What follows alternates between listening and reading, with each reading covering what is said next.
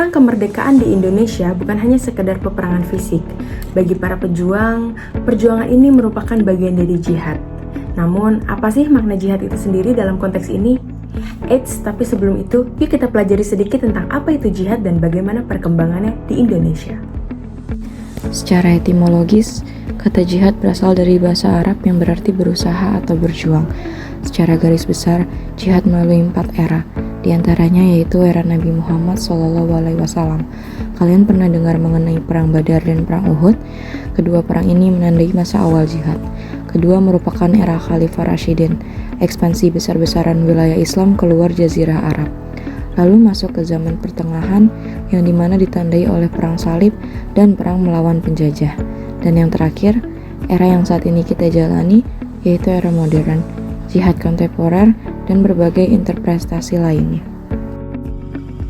Tahukah kalian kalau jihad dibagi menjadi 2 dimensi yang berbeda? Yap, yang pertama yaitu jihad fisik atau jihad bi-al-qital. Jihad fisik adalah bentuk jihad yang paling umum dipahami sebagai perjuangan melawan musuh secara fisik, khususnya dalam konteks perang untuk mempertahankan agama, tanah air, atau masyarakat yang terancam. Dimensi jihad ini diperkuat oleh sumber dari Al-Quran Surah Al-Baqarah ayat 190, Ensiklopedia Islam karya Ibnu Taimiyah yang berjudul As-Siyasah, Asy-Syariah, dan sejarah Islam seperti Perang Badar, Uhud, dan sebagainya. Dimensi jihad yang kedua yaitu jihad intelektual atau jihad bi-al-ilm. Jihad intelektual merujuk pada perjuangan menuntut ilmu, menyebarkan pengetahuan, serta menggunakan akal dan pemikiran untuk membela agama dan memajukan masyarakat. Bersumber dari HR Ibnu Majah, Nabi Muhammad SAW bersabda, menuntut ilmu adalah kewajiban bagi setiap muslim. Diperkuat lagi oleh Ihya Ulumuddin karya Imam Al-Ghazali dan buku fikih jihad karya Syekh Yusuf Al-Qardawi. Kemudian, jihad dalam Islam seringkali diartikan sebagai perjuangan di jalan Allah. Namun, jihad memiliki makna yang luas. Dalam konteks perang kemerdekaan Indonesia, jihad melibatkan perjuangan fisik melawan penjajah sekaligus perjuangan moral untuk mempertahankan kehormatan bangsa dan agama. Pada 22 Oktober 1945, resolusi jihad dikeluarkan oleh Nahdlatul Ulama.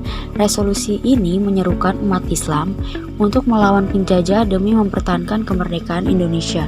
Peristiwa ini menjadi salah satu tonggak penting yang memobilisasi rakyat, terutama di Surabaya, dalam melawan sekutu. Resolusi jihad menjadi pemantik pertempuran besar di Surabaya pada 10 November 1945. Para santri bersama rakyat dan juga tentara turun ke medan perang dengan penuh keberanian. Mereka bukan hanya membawa senjata, tetapi juga membawa semangat jihad yang menggelora, percaya bahwa perjuangan mereka adalah bentuk ibadah dan pengabdian kepada bangsa dan juga agama. Namun peran para santri tidak hanya berhenti di medan perang, mereka juga menjadi penjaga moral dan budaya bangsa. Dalam kondisi sesulit apapun, pesantren tetap menjadi pusat pendidikan yang menanamkan nilai-nilai cinta tanah air, keimanan, dan kemandirian. Hingga hari ini, semangat resolusi jihad terus hidup di jiwa para santri. Mereka tidak hanya menjadi pemimpin di bidang agama, tetapi juga di berbagai bidang lain berkontribusi untuk membangun Indonesia yang lebih baik. Perintah untuk berjihad. Berjihad artinya mengucapkan kebaikan dan menyelenggarakan kebaikan. Berjihad artinya menghalangi keburukan dan mengupayakan tidak bertambahnya kejahatan. Itu pengertian saya. Tetapi negara sering menganggap jihad artinya kekerasan. Jadi negara buta huruf terhadap interpretasi sosiologis, interpretasi perdamaian yang diajarkan di dalam kitab suci Al-Quran. Kalau kita merujuk kepada bahasa, kata jihad itu terambil dari kata juhd yang berarti daya, kekuatan. Pengertian jihad ini sangat dibatasi oleh sementara orang dalam arti mengangkat senjata menghadapi musuh. Padahal tidak selalu demikian. Bahkan selama Nabi di Mekah 13 tahun dan lamanya sudah ada perintah jihad, tapi tidak ada, masih tidak lagi dilakukan dengan senjata. Al-Quran memerintahkan wajahidhum bihi jihadan kabira, berjihadlah menghadapi musuh-musuhmu dengan Al-Quran. Lakukan dakwah, dakwah itu jihad, dengan menggunakan daya dan melihat apa yang paling sesuai agar supaya yang dihadapi itu mau mengikuti tuntunan itu.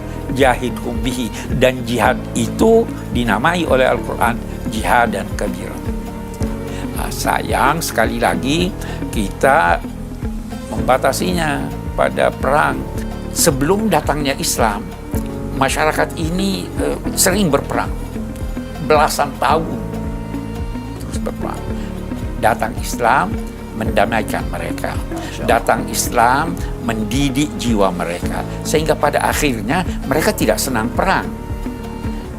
Tetapi ada perintah Allah untuk berperang, maka turun ayat kutiba alaikumul qitalu wa huwa kurhun lakum.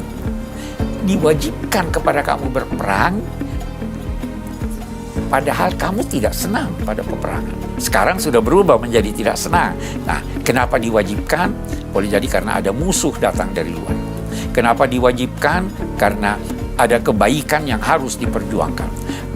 Saya garis bawahi, berperang itu tidak harus berarti membunuh. Kita berperang melawan narkoba, kita berjihad. Kita berperang melawan kemiskinan, kita berperang melawan kebodohan. Itu semua jihad. Kalau ingin berjihad mengangkat senjata, harus setelah memperhatikan ini untungnya lebih banyak dari ruginya, ini dapat izin dari penguasa atau tidak. Jangan lantas berkata ini ada kemungkaran nih, saya ingin berjihad mengangkat senjata. Tidak, harus dipertimbangkan untung ruginya. Itu jihad. Iya. Oleh karena itu, tugas kita saat ini adalah terus melanjutkan semangat perjuangan dengan menjaga persatuan, menghormati keberagaman, dan juga melestarikan nilai-nilai perjuangan bangsa. Kesimpulannya, jihad dalam konteks perang kemerdekaan di Indonesia merupakan simbol perjuangan untuk membela kebenaran, keadilan, dan juga kehormatan bangsa. Semangat jihad ini tentu sudah melewati batas agama yang menyatukan rakyat untuk tujuan bersama, yaitu kemerdekaan.